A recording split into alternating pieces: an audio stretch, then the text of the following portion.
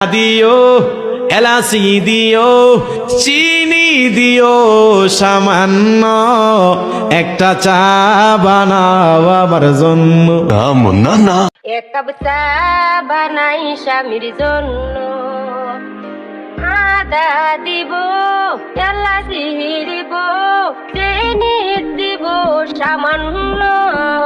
এক কাপ চা বানাই স্বামীর জন্য, এক কাপ চা বানাই স্বামীর জন্য, এক কাপ চা বানাই স্বামীর জন্য। এই শিপন বিজ্ঞান